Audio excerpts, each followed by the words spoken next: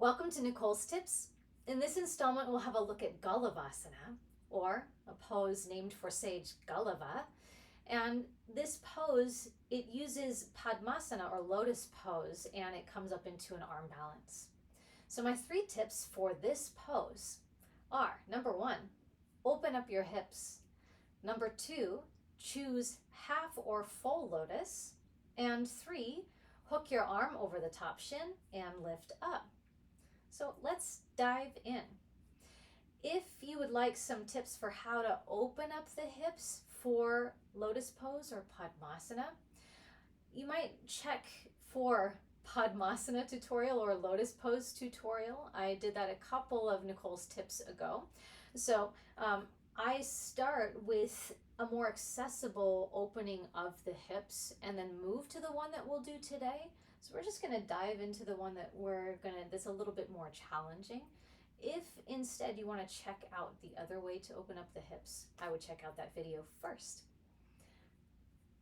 For now, we're going to come into Agnisthambasana, which is translated as fire log pose, often called double pigeon as well. Start with the right shin on top. And flex the feet really firmly to protect the knees here. If there's a big gap between the knee on top and the foot underneath, you can always put a spacer in there in the form of a towel or a block. And if that's feeling good, you can start to lean forward, increasing the stretch. And you could even lean forward more, bringing your arms down in front of the shin. And just holding, breathing, spending a little bit of time for the opening to happen.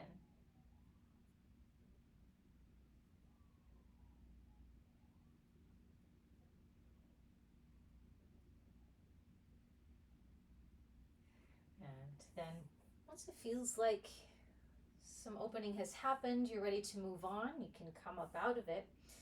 And you'll keep the bottom leg as it is. You'll point the top foot, bring your hands to your outer ankle, and slide the foot up, allowing the knee to raise up so that it doesn't pull on anything there. And bring the foot up until it's all the way up to the opposite hip crease, so all the way up. You want there to be really relatively no space between the calf muscles and the back of the thigh. And you'll rest the knee on the opposite foot. This is half lotus position. So this is choice number 1. We're going to kind of segue directly into my tip number 2, which is choosing whether or not you want to stay in half lotus or come into full lotus. If this is feeling fine, you might try coming into full lotus position, crawling the bottom foot forward, and then you'll stretch the knee down toward the floor. The main indicator, the main thing that you're watching for is how does it feel on the right knee. So this is my right knee. So I'm noticing how it feels on the knee. Still feels good to me.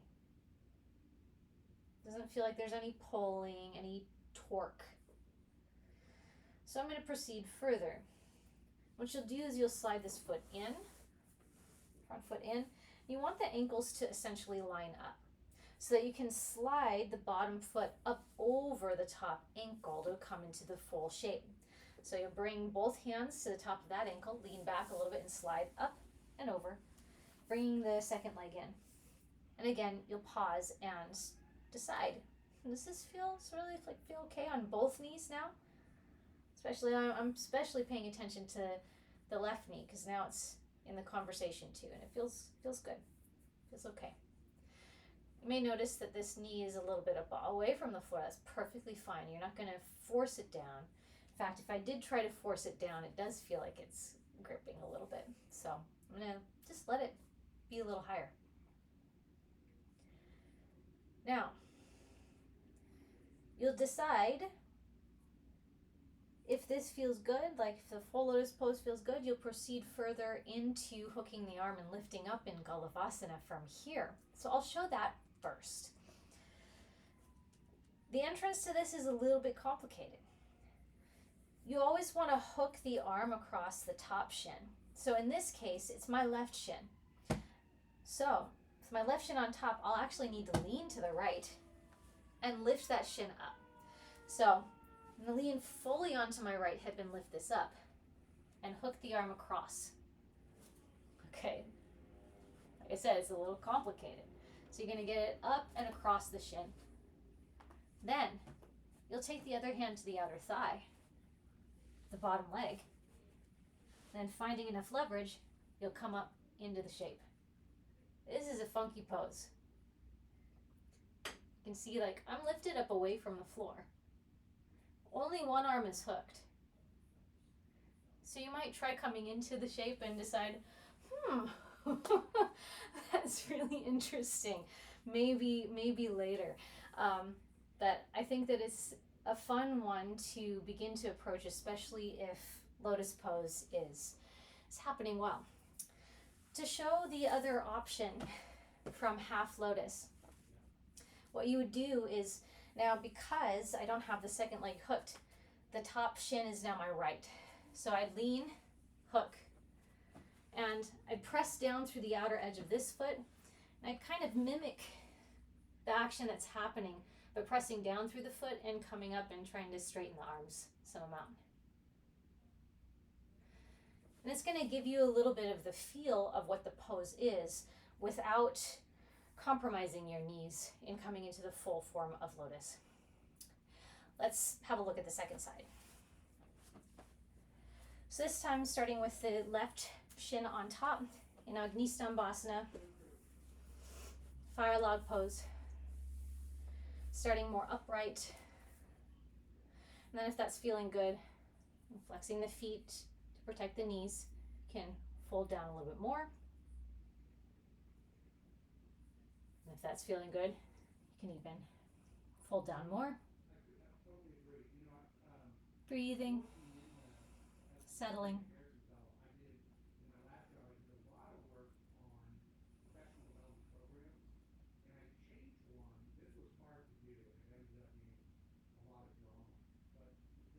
And then once that feels like it's opening up nicely, you come back up.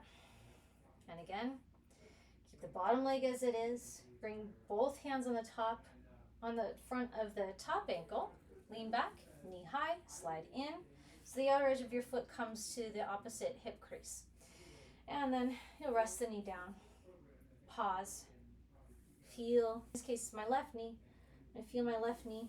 If it's still feeling good, I might proceed further. If it's feeling like kind of right on the edge, I might just stay right here.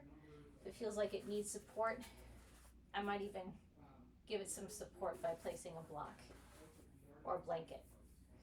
Okay, so it's feeling good. So I'm going to bring my right foot forward and then slide it in, widening my knees apart, lining up my ankles, and then I'll slide that ankle up and over my left. And press down through the pinky edges of both feet to protect my knees and my ankles. And this is the position. If it's feeling good with both knees, again, I'm going to assess, like, yeah, it feels good today.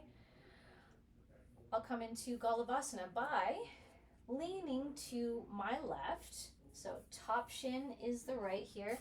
I'm going to lean to my left and lift up. And I'm going to hook my right arm across the front of my right shin.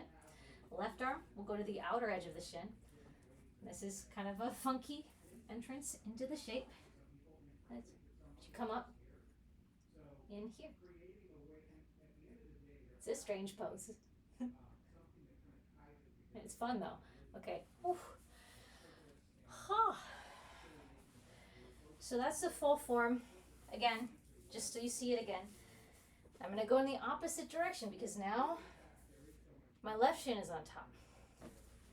So bottom foot is flexed. It's going to press down in. I'm going to hook here. Then it becomes quite similar in many ways. I'm going to place the hand on the outer thigh. Place this in front of the shin. Notice this is in front of my shin. I'm going to come up this way. So it's going to kind of mimic what it would be like, but I have support of the bottom leg too.